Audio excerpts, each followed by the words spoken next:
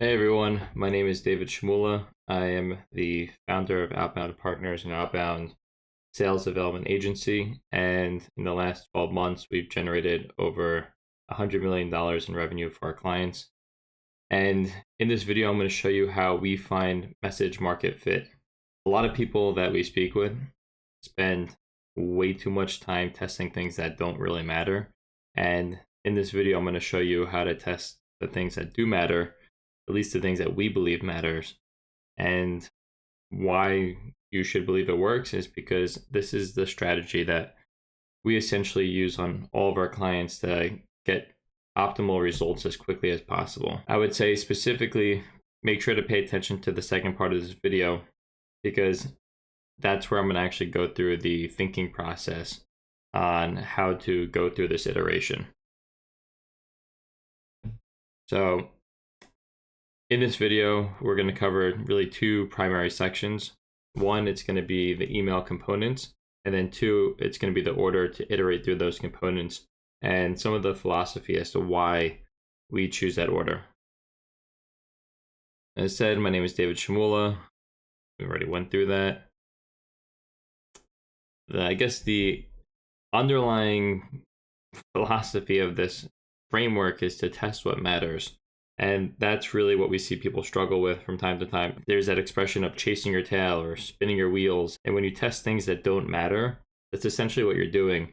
You're just wasting time, you're wasting data, and you're getting false insights into what you're doing, which obviously doesn't help your decision-making ability.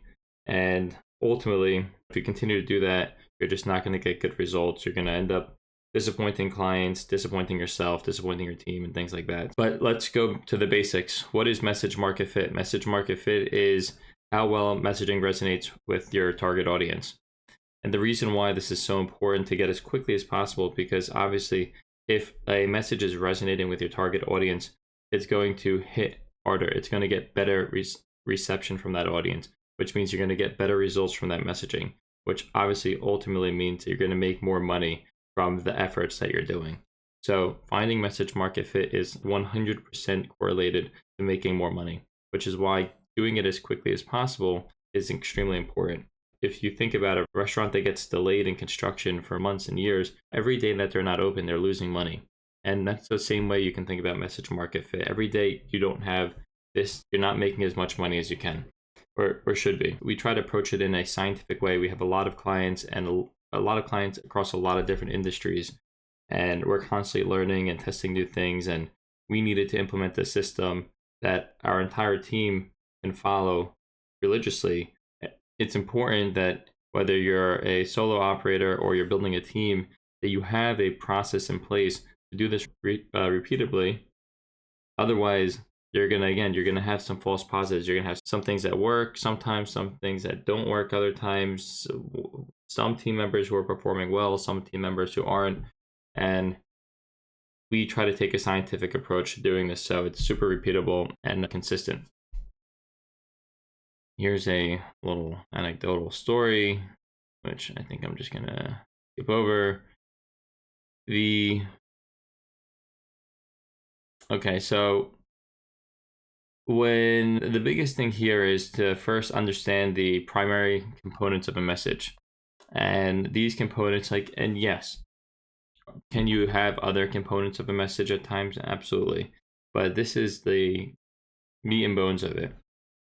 You have offers, and that's what you're proposing to the recipient in exchange for value, typically time or money. You have angles. The angle is the specific approach or perspective you're using to present your message. It's how you frame your approach and how you frame your approach and offer to make it seem appealing. This includes relevant personalizations, etc.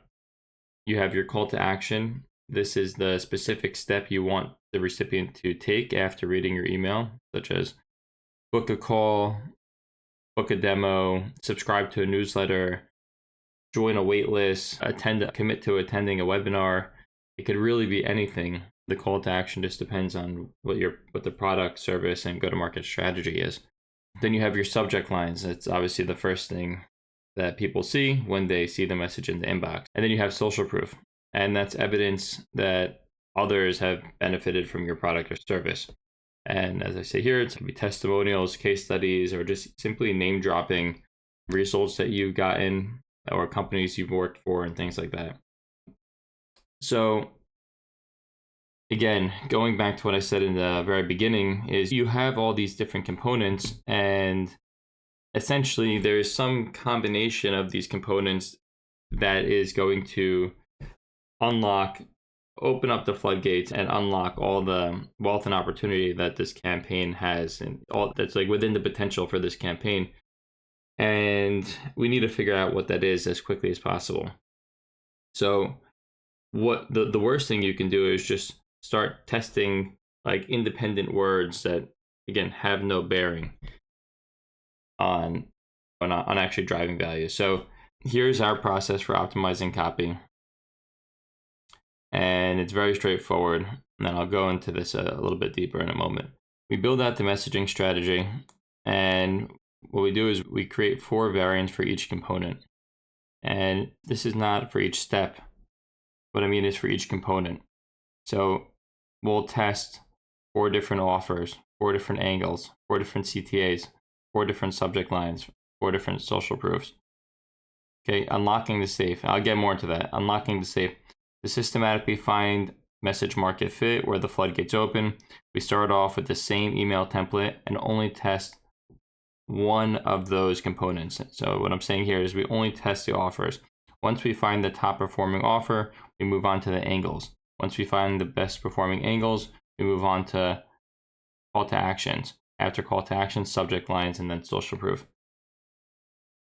The key here, if there's one critical takeaway here, it would be this: that in a testing environment, as you probably remember from science class in like middle school or college, you really need to only test one variable at a time.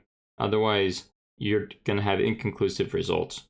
So if, for example, you test different subject line with a different offer and a different angle, and every message is just wildly different, you're not going to have data to make an informed decision to know what it was exactly that made one message better than the other.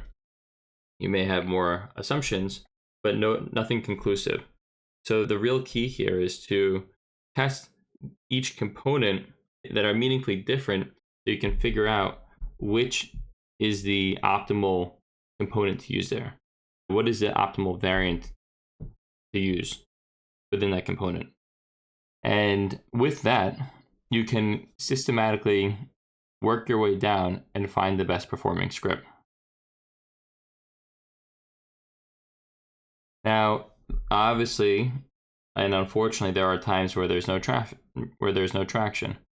So we go back to the drawing board. Depending on the situation, we will hold customer interviews, run surveys, and perform other market research to better understand the problems being solved by the service.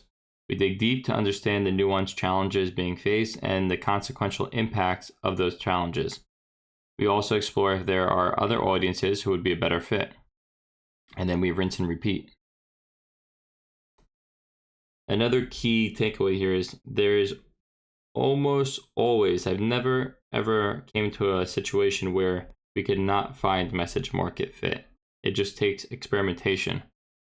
But to experiment efficiently and effectively and without losing motivation, you need to follow a process. Otherwise, you're just testing in the dark. So after this, if you have no traction, the next straightforward thing to do is to rinse and repeat. Go back and test your assumptions. Test your new offers, 4 new angles, 4 new CTAs, 4 new subject lines, 4 new social proofs, and start working your way down the chain and keep testing them and optimizing to figure out which one is working. Once you find something that is working and you essentially optimize your entire vertical, and I don't think I have anything on this in this document. I don't, but that's fine. Once you find your optimal messaging by going through this process, the next thing to do is to make variations of what's working. So once you know what's working, you want to create variations of that to try to make improvements, and then continue to do this process where you're testing from section to section. Once you find something that's working, create 4 new variants and then see how those variants compare to what was originally determined to be the highest performer. And then optimize, and then go to the next section, optimize, next section, optimize. And this is a never ending process because you should always be chasing alpha. This is important. What does bad look like? Testing 100 different things that look different but are one and the same. Spending weeks thinking you're testing and getting nowhere, and not isolating variables so you have no idea what's moving the needle. Again, there's a lot of times that you may think you're testing something, and this isn't necessarily for everyone, but there are times where you may think you're testing something, but you're actually not. You're changing like 1 word or 2 words, and it's not a meaningful test. There's no real meaningful change, and you're just going to get discouraged if you do stuff like that, because again, you're just not going to get the results that you're looking for, and over time that's probably going to wear on you.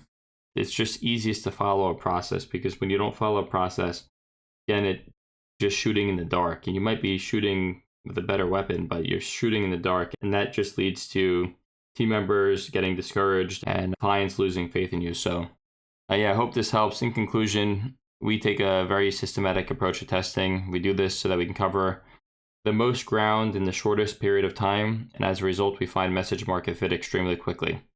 This process takes longer in the planning phase, but it enables us to be more effectively and more quick to get to optimal and high-performing messages. Summary of everything here is we learned the components of a message, the core components, and we also learned how to iterate through those components and extract the highest performing components, and then how to optimize on that to get even better performing components.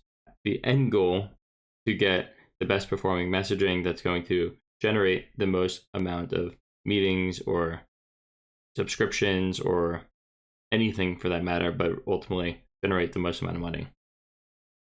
But anyways, if you found this helpful after this video, subscribe, send me a comment, let me know your thoughts. I would love to hear how you're personally finding message market fit, and would love to hear your thoughts on this philosophy.